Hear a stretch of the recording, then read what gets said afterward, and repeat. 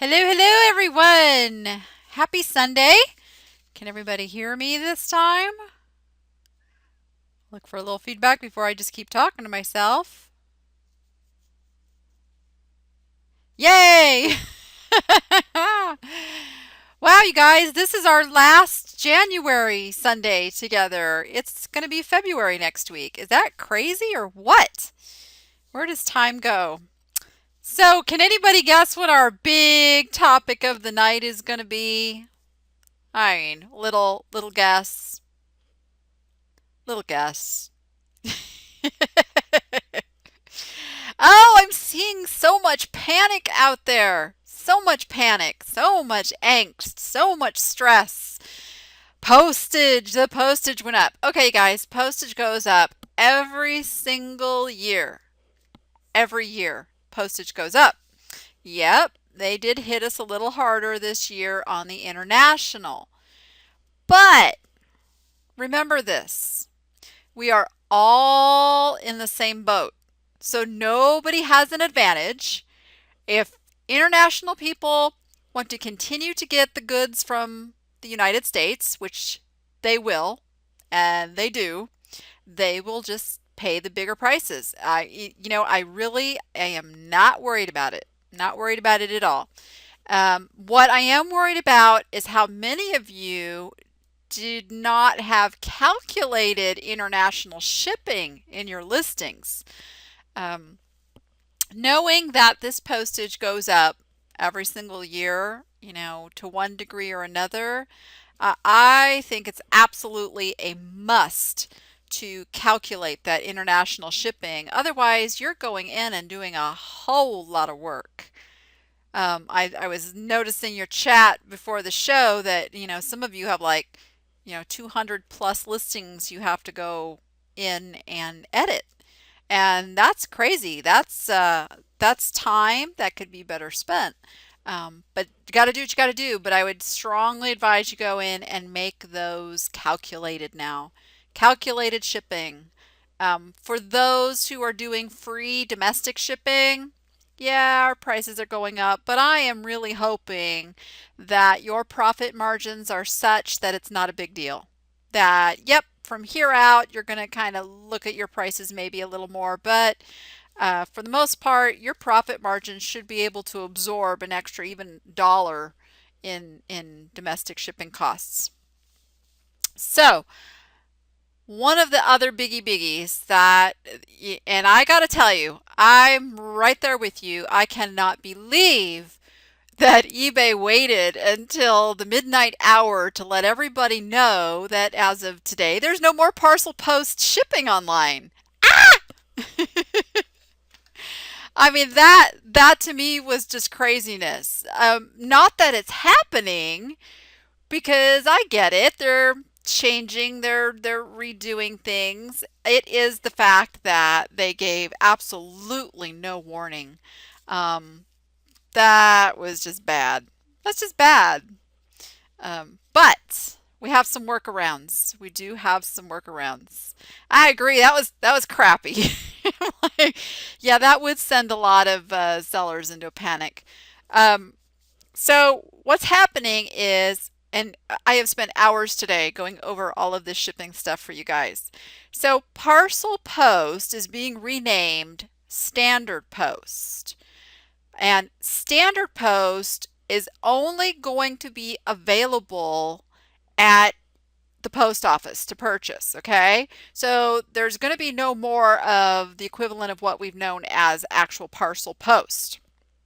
But now what we're going to have that will be available to purchase online is going to be Parcel Select.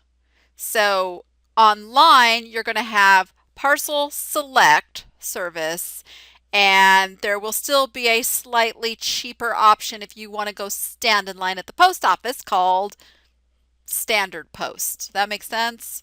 I don't get it. Basically, you guys know the post office is losing money hand over fist. The amounts are staggering. They're staggering. Get this. I pulled up some little tidbits here for you guys today. Their net loss last year was $15.9 billion dollars. Billion. $15.9 billion. That's not good for us. What business can sustain losses in the double digits of billions of dollars year after year? It can't continue that way. It comes out to about, they are losing about $25 million per day. Per day. Those numbers are hard to even fathom. Here's another little interesting fact. The federal government has actually stopped using the USPS and is now using UPS and FedEx. The federal government. Hello? That's just, yes, way, yes, crazy. Now, granted, it's about $38.5 million in shipping that they do, but they've now contracted with UPS and FedEx as opposed to the USPS. This does not bode well for the future of our post office, you guys. And I'm hoping that in your minds, you're thinking of the eventual fact that this system of shipping could crumble. If they don't pull it together, it's gonna fall apart. It just is. There's no way they can keep going this way. So what this new change with the parcel, what they're trying to do is be closer aligned to the prices of UPS and FedEx. And for anybody who uses those services, you know that the parcel post was way cheaper, way cheaper. So now they're coming more in line to that, which I don't have a problem with, because I personally, I hate parcel post. I've always hated parcel post. I've always spoken out against using parcel post. And if you needed to use something other than priority, I was always a big advocate of using UPS. Now, here's where I'm going to start giving you my little tips and tricks. Like, we are all in business. I hope we're all in business. We're all in business? Yeah, okay. UPS wants your business. UPS is they're a private industry that has to solicit new business and grow their customer base.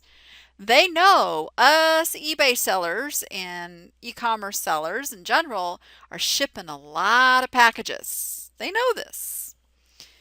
They also know that they have a lot of wiggle room in their pricing because their trucks and airplanes are going whether your packages are on them or not. So UPS will romance you once they know about you. So it would behoove you guys to contact UPS and inquire about talking to an accounts manager and see what kind of a deal they can make you depending on how many packages you ship per month. They are working so hard to get my business. I love it. They don't get all of it, but they sure give me a nice little discount right now because they're trying to win over all of my business. So they give me a really substantial discount on the things that I do ship UPS. And they've made some offers to me which are starting to look better and better as USPS raises their prices. What they've been offering me is to match the USPS priority mail price to Zone 8, and we based it on like a 2-pound package, which is the majority of what I sell. They were willing to match that price for their 3-day select. Now, the reason I didn't go with it was because of the free priority boxes. So right now, that's kind of my holdout. But it's starting to look better and better, I'm telling you. So Carol's asking, are you sure Parcel Select is available to small shippers? I think it is only for huge shippers. Nope. So I'm glad you asked that, Carol. So here's kind of how the whole eBay e-commerce thing works. eBay is kind of that conglomerate shipper for all of us. they have the contract through, and it just escaped my brain, the Pitney Bowes. Thank you. So to us, we are all seen kind of as a business, eBay. So when we ship through eBay, we are getting what's called commercial base shipping. That's why it's discounted off of the rates that you see for standard priority mail. So you have commercial base shipping, and that's based on this quantity of shipping that we all do under the name of eBay. So that's why eBay's able to get those discounts for us. So now eBay just put out this announcement that while they're, fixing up all of the software and updating everything, that you won't be able to print your shipping until March. Yay! Oh, I can't believe they did that. But anyway, so it is what it is. It is what it is. So hopefully you guys don't ship a ton of stuff with parcel post, and this is not going to be too big of an issue. Basically, for me, those items that I may have listed parcel post as the shipping method, when a customer buys it, if they buy it in the month of February into whenever eBay gets things updated, I'll just ship it UPS, or I may upgrade it to priority. No big deal. I'll just deal with it case by case. For those of you who have listed parcel post as kind of your main shipping method, I would strongly urge you to kind of look at that. Really, because a lot of the time, priority is actually cheaper. There's not just with the regional rates or flat rate, but just your standard priority. You really should be looking at the prices. And this just brings us right into this little chart stuff I found today. So April's going to post a link that I found right over at the USPS site, which will tell you not just those standard rates that anybody can go and see when they go check the USPS pricing, but this is your commercial based pricing. This is the pricing that you pay through eBay. And you can print out a chart that will tell you exactly what your pricing is doing. So basically what's going to happen is you're going to go from, we were paying, what was it, 10? Somebody help me. What was a medium flat rate? It was like 1050, 10 something, 1080, something like that. It's now going up to $11.30. That'll be the eBay price. For everybody else that doesn't get a discount, it's $12.35. So not too bad. Not too bad. A large flat rate was what, like 14.50, 14 something. That's going up to 14.80. So again, not too bad. Not too bad at all. For everybody else, it's 16.85. So we still get a pretty substantial discount there. So no panic. No panic. Yeah, we had a pretty good medium flat rate. Now, the one I've seen a lot of people panicking over is the padded envelopes. I think they're catching on to us that we're shipping a lot heavier, bigger stuff in those padded flat rate envelopes than they had anticipated. So they've raised the price of that one quite a bit. Now, without a discount, it's going up to $5.95. But with your commercial base discount, it's $5.70. The reason I wanted to touch on that is because you hear me talk about this. Now, I have no affiliation with Octane other than I'm just a user of it. And with Octane, and I think there's some other third-party services you can use, but Octane's the one I use. With Octane, you can get commercial plus pricing. Now, with commercial plus pricing, here's your price equivalent. So for a padded flat rate envelope, it's $5.35.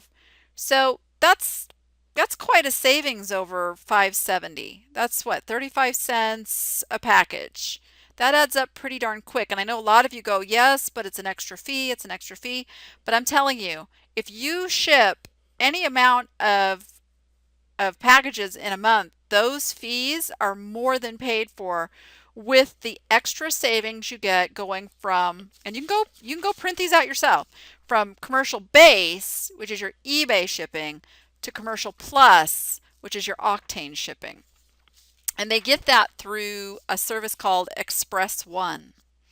So it's pretty nifty. Yes, you do have to have a stamps.com, the stamps.com Pro uh, account with that, which is $15.99 a month.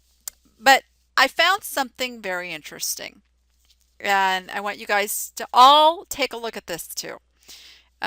April will put the link up there. I found a nifty little tool over on the stamps.com site. It's a calculator that will show you how much money you are saving by printing your postage from home using a company like stamps.com. Now, mind you, I want you guys to realistically put in there what your time is worth. Um, Even if you go to the post office 2 or 3 times a week and you figure your time is worth $10 an hour, just go ahead and punch in those numbers and look at your savings. I challenge everybody to do that, because you know my mantra, time is money. Just driving, even if there's no line, the time it takes to drive to the post office and back, the gas, the wear and tear in your car, you got to figure all that. You have to figure all that. So take a look at it. I love using stamps.com. I don't ever go to the post office. I had to go recently because when we moved, I had to get a new key made for our little community mailbox. And so I was forced to go to the post office, and it reminded me how much I hate it. But I don't go to the post office anymore. If I can't do it from stamps.com, it's something like that where, it's either I've had to hold my mail or get a key or something like that. For the most part, I don't go to the post office, and I love it. Love it. Oh, and and a uni gift says she never goes to the post office. Yeah, see, lucky. You can pretty much do all this stuff online now. I gotta tell you, I buy a lot of stuff off of eBay. And it still just blows my mind how many sellers are shipping me things with post office postage on them. And the little green slips with the delivery confirmation that they've paid, what is it, like 85 cents, to add that on. I am just like blown away. Blown away. And then they're filled with newspaper, which is another pet peeve of mine, which adds monstrous amounts of weight to the package. I'm baffled. I'm baffled. No, nobody here is doing that, right? Tell me nobody here is doing that. Nobody's going to confess if they are they? If you get mail at your house, wherever you get your mail, you can hand them your packages. So, I mean, I hear that a lot that, well, we don't have pickup. You know what? I never schedule pickup. I meet my mailman and hand him my packages. Yeah, so there's really, I mean, I know there's some rural areas, but you still get mail, right? Wherever you get mail, you can hand over your packages. So Joyce says many rural areas only have post office box pickup, but wherever that is, where's the post office box? Is there no outgoing mail placed there? Mine goes in a box down the street too. And I met him one day and I said, "Hey, if I leave a note here telling you I have packages, will you come by and get them?" No problem. And that's not just here. That's the last 3 places I've lived. The postman has no problem swinging by and picking up my packages if I leave him a note. Yeah. UPS stores will take your mail. Absolutely. Absolutely. Yeah. So, okay, so there's exceptions to every rule, but I'm going to talk in generalities here. 99% of you could have all your stuff done right from your house. You don't have to go to the post office. Yep, we agree? Okay. Um I just, it pains me to see you guys having so much stress over these changes. That I guess that's the biggest thing is, in business, this stuff's just, it's plan on it. There's going to be a change to the mail prices every year. There's going to be changes to the way eBay does things every year. Don't let these things completely throw you off your game. Don't let it cause you so much stress that you don't keep going and you don't keep listing. And you know what I mean? Um, yeah, my UPS person, it's a girl. She's not so great. She's really, really lazy. I swear, she's one of those ones that would just toss the package if she could get away with it. I can see out my window and I see when she pulls up, and she won't even ring the doorbell. Half the time, she'll go leave the packages around the other side of my house, which makes absolutely no sense to me. She's the one who asked me if I was a hoarder, basically. She's not very nice, but for the most part, they're nice people.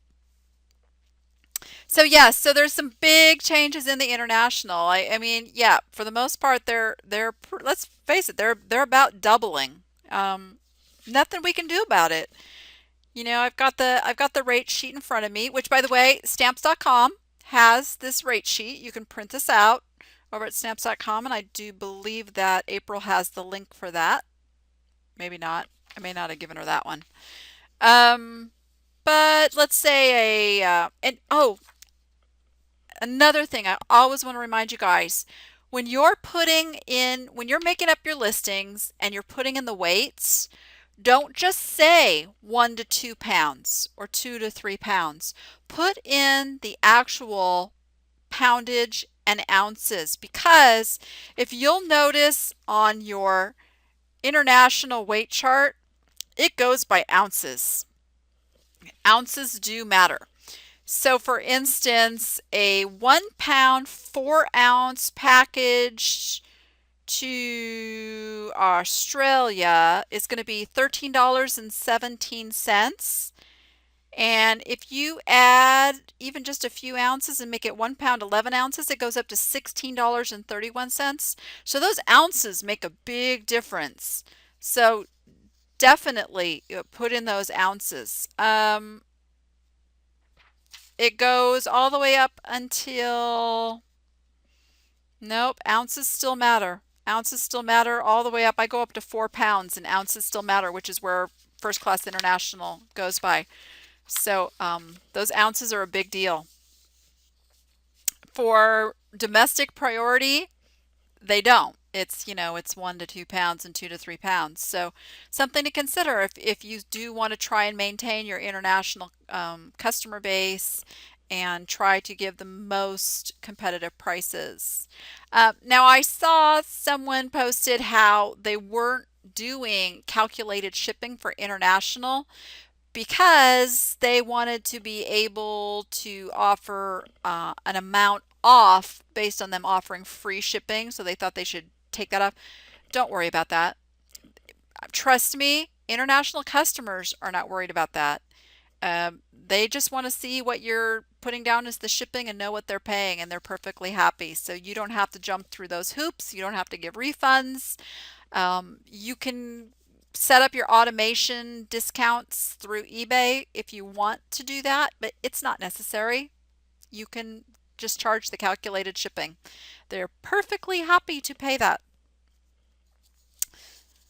So what I'm really thinking of doing is going more and more into UPS shipping for bigger things. As the USPS prices go up, it's just making more and more sense to look at converting more to a more business-like relationship with UPS and possibly get even a bigger discount.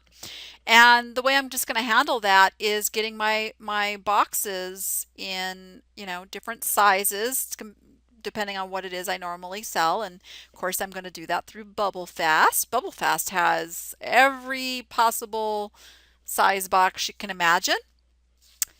So I'm definitely going to be utilizing Bubble Fast a lot more. I hope they're stocking up. You hear that, Mark?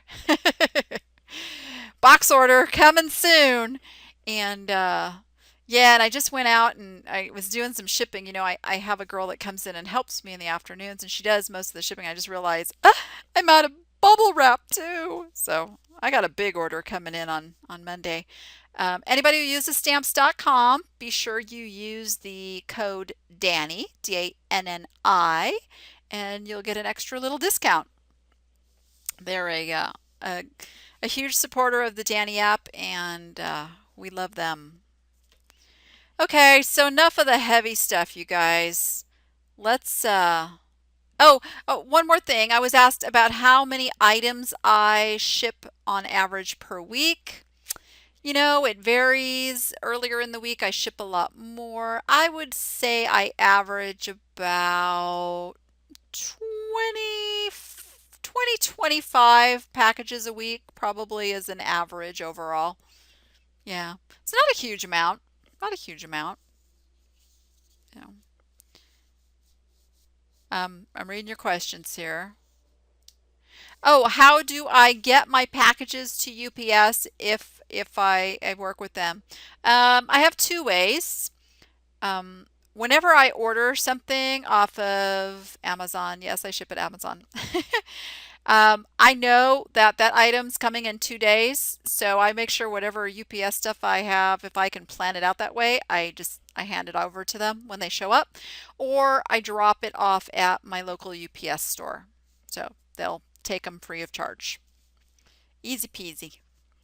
But if I start doing more and more UPS shipping, I'll probably pay the $10 a week to do the smart pickup, whereas they see when you create a shipment and then they know to come and pick it up.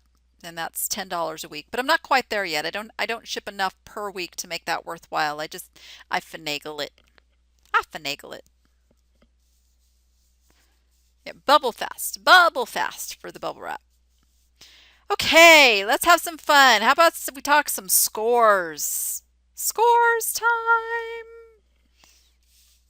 Oh, Kathy, the that chart is over on their blog, and I think in April has that link there somewhere. If not, we'll post it over on the Danni app group. So, most of you guys know every Sunday we run a thread over on the Facebook group, the Danni app, and you guys share your awesome scores of the week. Gives us all really good ideas, different things to look for, you know, how much we can pay for something safely. And I have to applaud Angela. Angela had these metal sculptures. They're world map, mid-century, really cool. Angela, are you with us tonight? Are you in the chat?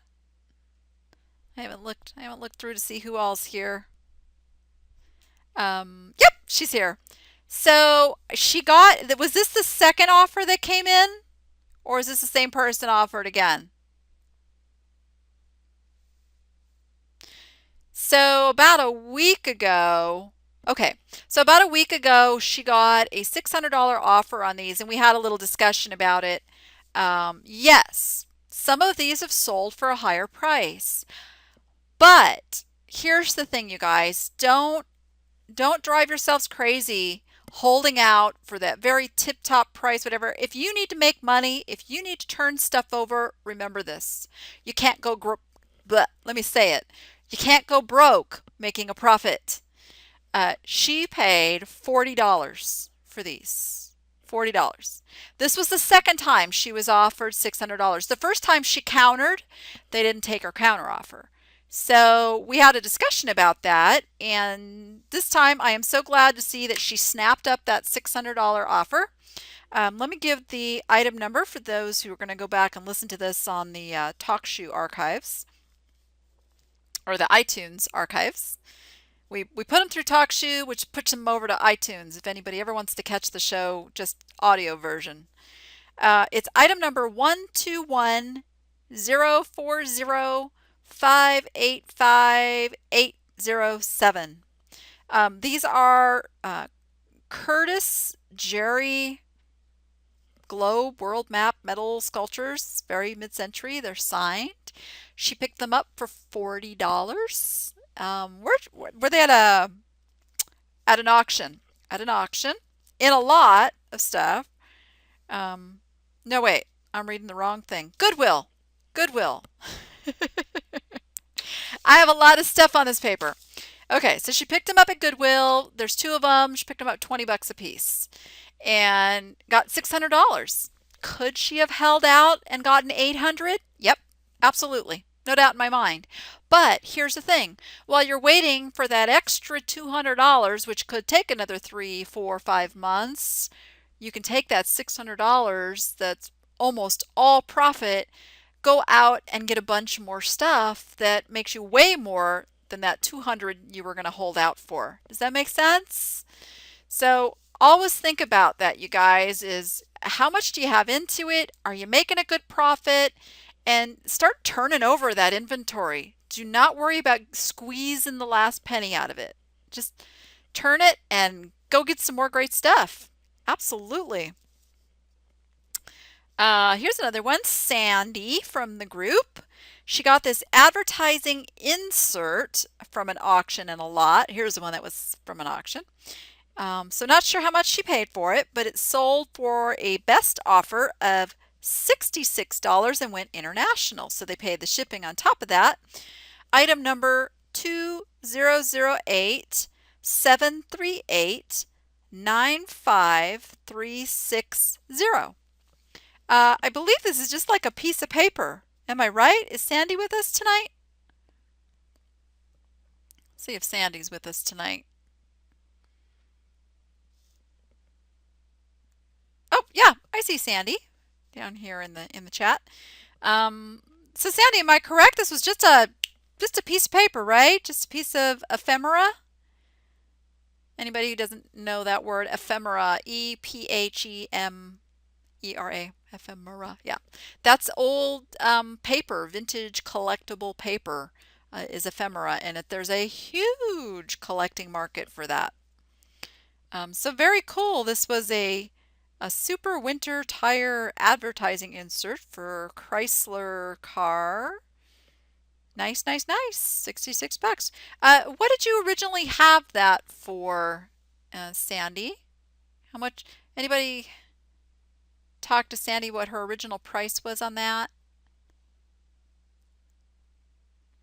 Or can anybody see what the original price was on that? $94.99.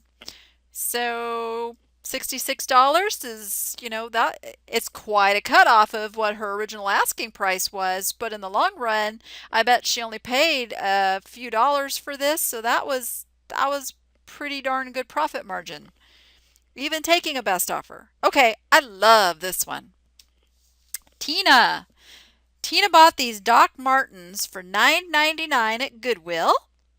And let me give you the item number, 1709 7577 8241. I want to see a reaction in the chat room when you guys see what she sold these for. Yeah, I'm telling you. I'm getting some holy molies and some wows. $249.99. Yeehaw! That's what I'm talking about. Those are the profit margins I want you guys to be making on every single sale. Yes. That's awesome. Doc Martens, good brand. Very good brand. We gotta get Miriam back on here one of these nights and talk some shoes again. She's been busy. We keep in touch, but boy, her business is just smoking. She's got big goals. All right, here's another one from the group. Suzanne, she bought this kitchen mixer at an estate sale. She paid $5 for it. Let's see what kind of reactions we get off of this one. 2008 8214 2877. And I have not gone and looked at this. Let's see, it's a Bosch Universal Kitchen Mixer Machine from Germany. Getting the wows. Yeah, she sold it for $203.50. Can somebody tell me, did she do that on auction format or fixed price? Who's looking?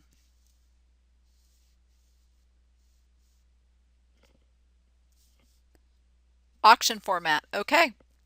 What was the starting price? Did anybody see what she started that auction at? Had two bids. She started the auction at $199, okay, and it sold for $203.50, and they paid shipping on top of that. So, yeehaw, can't go wrong there. Absolutely wonderful. Yay! Okay, so here's one. I always try to pick something glass for you guys. This is item number 221135698671. Now, I have to confess, I priced this really high because I loved it. It fit right in with my glass collection, and I really had to wrestle with myself whether I wanted to even sell it. So I priced it at $199.95 was my original price, and I did end up taking $100 best offer on it. Now, I wanted to show this piece because this is a really good example. We've been talking about best offer over on the Facebook group. And I know there's a lot of schools of thought about best offer and how it works. But I got to tell you guys, for me, best offer is probably how I sell at least 75% of everything that sells out of my store. Do I decline a lot of offers? Yep, I do. Do I counter a lot of offers? Yep, I do. Uh, it's all part of the business. But what it tells me, and I love this, even those offers that are dreadfully low, almost insultingly, I loved I loved Eileen's response that she doesn't say to customers, but it's that response you kind of want to, where okay, come on Eileen, help me out here. It was something about hell and freezing over and okay, it was funny. And you know what? I don't let low offers get to me. I decline them, put a little note in there what my bottom line would be, if it's just if there is a very high likelihood that they are not going to come back and accept the counter offer, I decline. So that way it's off of my selling manager page. I don't have to deal with it, but I've given them a nice little note. They know I'm a nice seller. They already know that I have stuff that they may want. But it's kind of like setting boundaries. I can't tell you how many times I have dealt with customers who come in with those low offers and I stick to my guns and I decline those really low ones. They come back, they offer again, and I say, I'm sorry, this is as low as I can go. They buy. They come back, they buy. But they are pushing, they are testing. You will see on the shows like American Pickers and the Market Warriors and all of those shows, there's it's an art to negotiating. There's an art to trying to get a seller to give you a lower price on something that you know is worth a lot more. Don't let it get to you. It's business, not personal.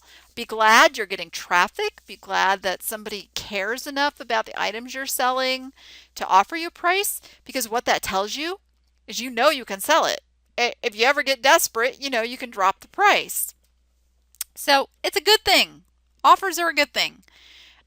I fear for those sellers who actually say that, yeah, I get people, I don't offer best offer, but yeah, I get it all the time. People email and, make me an offer. And I'm thinking, that business model, I could see that being reasonable, acceptable for certain types of products.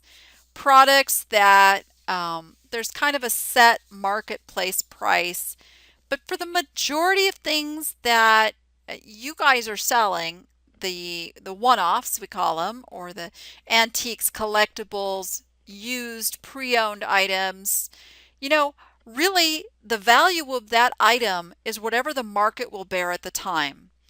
And we try to come really close to that when we're setting our prices. And we think we're setting really good, reasonable prices. But it's such a fluctuation of the market and the particular person who may want that item that I think not having best offer on your items is really cutting off your nose to spite your face. I really do. I know some of those lowball offers can seem really frustrating, but here's the strategy. And Lauren, I'm glad you asked what percentage I usually accept.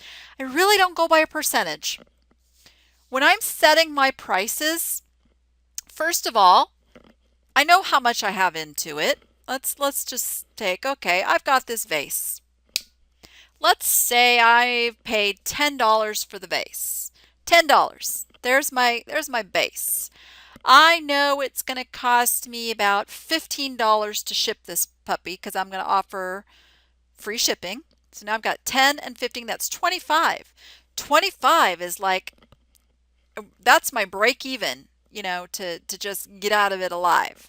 Okay, so now the fact that I bought it for 10 and knowing that it was going to cost me about 15 to ship, I knew it was worth a lot more than that. So now I am going to set my pricing in such a way. Let's see that I see this vase. Most sellers are selling this vase in the $40 range, let's say. I'm thinking, okay, well, I'm offering a little bit more value because I'm giving them the ability to negotiate with me. I'm also offering that free shipping. I know I'm a good seller, top rated. They're going to be really happy when they get this item. It's going to be professionally packaged. So I'm going to price mine at $59.95, which is almost $20 more than the average of what other sellers are selling this for. Now, the reason I did that is because now somebody can come in and offer me closer to that $40 range, and I can consider it depending on how long I've had it listed, where it's getting shipped to, and how badly I want to sell it. So I very well may end up taking that $40, but I've left myself open to make a lot more than that, and a lot of times I make a lot more than that because it goes international, which a lot of those sellers don't even offer, and I've given them the ability to kind of set the price with that best offer. So you need to set your pricing and take into consideration that people are going to come in with a lower offer so that it gives you that wiggle room, that negotiation room, so that you're not feeling all resentful of those buyers that come in and lowball you. Give yourself room to play with that best offer. People love best offer because it makes the customer feel like they have some control over the pricing, that they're still getting a bargain even though you are making way more than if you had set it at what everybody else is selling it at. Hope that makes sense. Hope that makes sense. But I'm a big, big, big, big advocate. Best offer is, you know, auction used to be the way to list everything, and auction is no longer what it used to be. Auction, you now have to really be careful of the items that you're listing at auction, or at least the starting price you're willing. Now, if I was going to put this on auction format, I would have to be willing to start it at around $9.95, of course, plus shipping, and hope that I get at least two bidders that know that it's worth $40 and bid it up. If I start it at $40, chances are it won't sell. I'm just not going to draw that interest in. So auction format is tricky, whereas the best offer format is kind of like a reverse auction. You know, they still get to kind of dictate what they want to pay for it without having to wait too long. Yeah. I still run auctions. In fact, I had a doozy of one last week. You guys might have seen that haul, the canister, the wheat canister that I showed on the show. That went crazy. It went for almost $100, and past results showed me that it would have been a $60 to $80 item had I put that at fixed price. So that one like was, off the charts because I had a few people. I started it low. Here's the key. Be willing to start things low. That's why I call them loss leaders. Just on the chance that they may actually sell at your opening price. But if you pick the right items, sky's the limit on what people will get invested in bidding on stuff. It's crazy. It's crazy. But I do run some auctions because it does pull traffic into your listings. Pick out, just those special pieces that you are willing to let go cheaper than you really want to, but that they're going to bring people in to buy some other stuff. So Lauren says, so multiply costs times 4, figuring 25% off as a rule of thumb, but hopefully more. You could do that. Like I said, I don't really have any set rule of thumb. It is piece by piece how I determine what pricing and stuff to sell because you make your money in the buying, not in the selling. So hopefully you're picking things up cheap enough that you have all the room in the world to play with. Such as Angela's sculptures. When you buy something for $40, and it's worth $600 to $800, you got so much wiggle room. So be looking for those higher profit items because with the higher profit items, it gives you a lot more room to work with and play and take those best offers and still make a ton of money. When you get down to the items that sell for under $20, there's not as much room to work, and then it can be really frustrating, if you want $20 for something and somebody offers you 15, then it's kind of like, it doesn't feel good. But if you get up into the, $50, $100 items, it doesn't feel as bad when you get those lower offers. And I want you guys to all be making crazy big profit margins. Big, big. So let's talk a little bit about some stuff I found. But first, let me just say, let's see, end of January. So we got February, March. We got like 2 more months before I know your favorite time of the year is coming, tax time. Still a really good time to sign up for Outright.com. They will keep track of all of the stuff, the shipping costs, all that stuff. You know how I love numbers. You know how I love numbers. I am absolutely ecstatic over Outright.com and how they keep track of everything for me and help me with my Schedule C when it's time to do those stupid taxes.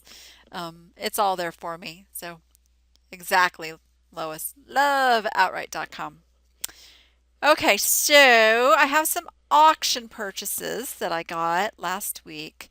I've been really bad lately. I have not been going to the auction, but they have it online, so I can sit right here at my little computer and bid.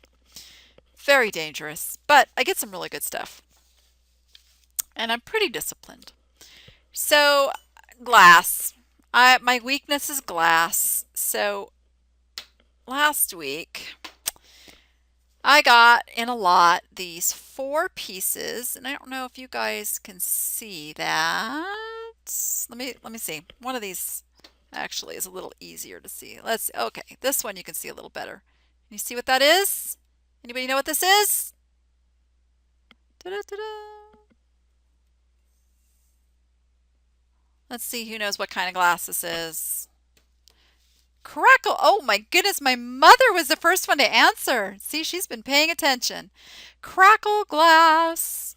So there is a whole market of people who collect this Crackle Glass. Very, very popular in the mid-century. It was made by makers such as Blanco, even Fenton, and some of the other big makers did some Crackle Glass because it was very, very popular.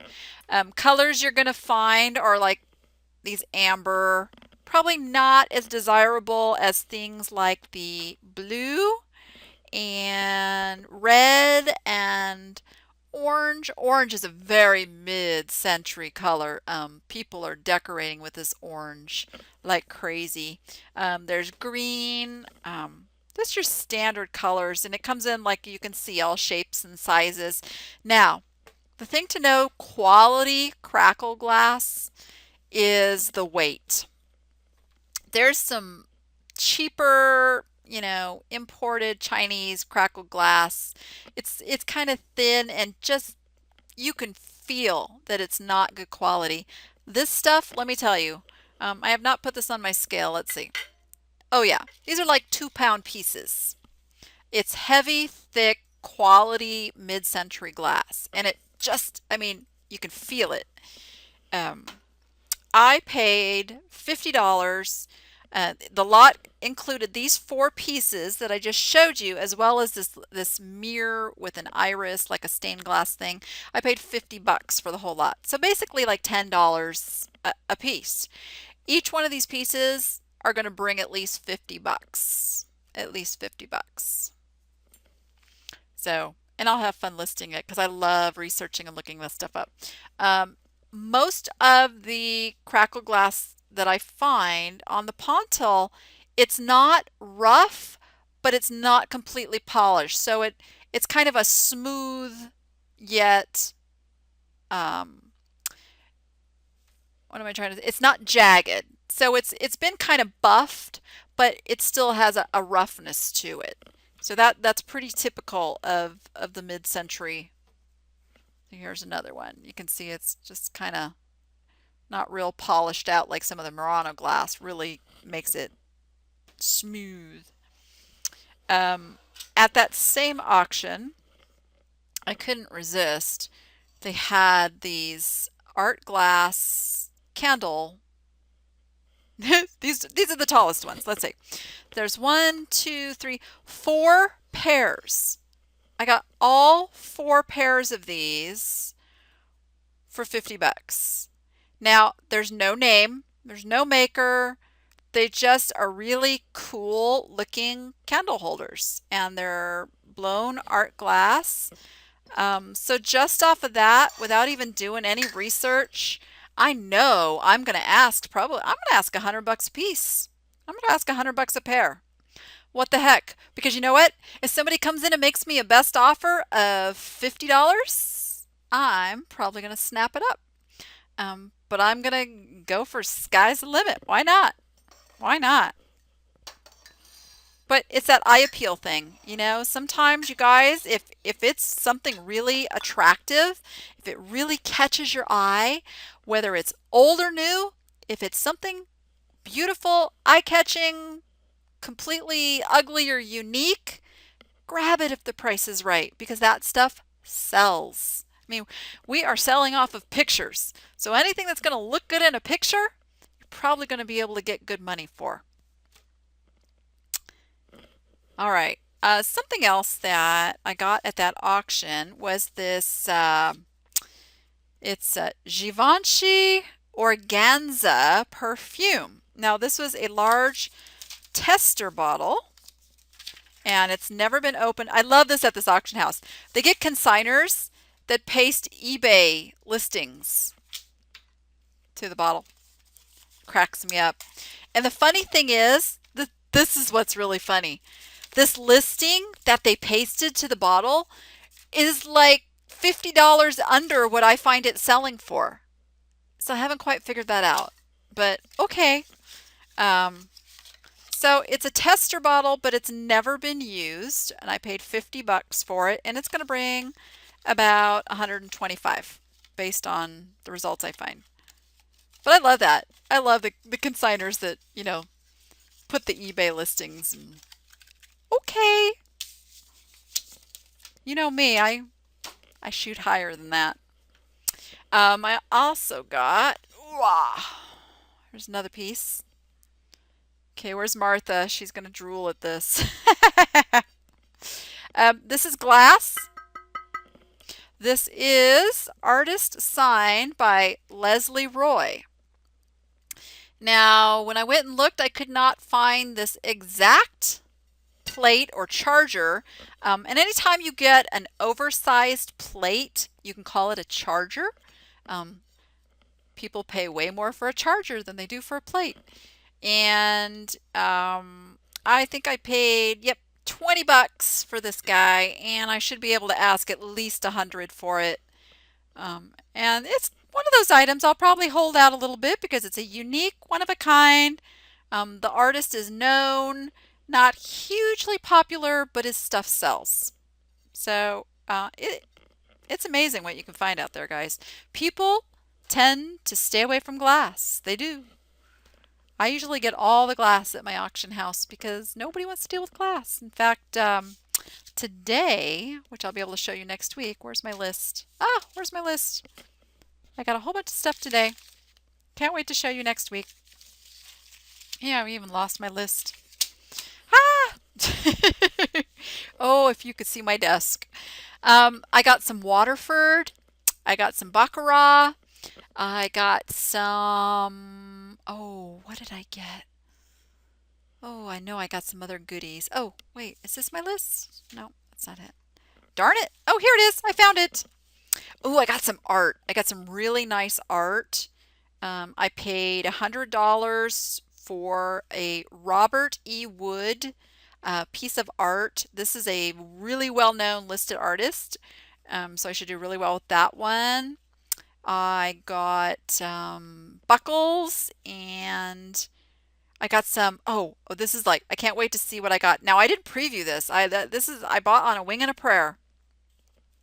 I got a Waterford cake plate and 6 Rogaska crystal stems for 100 bucks. When I did my research, just the stems were selling for about 260 bucks, and the Waterford cake plate was selling for 150 to 200. So I don't think I'll have any problems with that lot. But yeah, this stuff I'll get to show you next week. And I'll show you, hopefully on camera, how to spot those marks on good pieces. Okay, so we're almost at the top of the hour. Final 2 minutes here. So my appsters will tell you we are starting a new series tomorrow. We're really excited. This has been quite a while in the making. We've been really working on this. We are going to be working on our eBay business plans and goal setting and, as Griff would call it, knowing our numbers. And we call it the Danni map.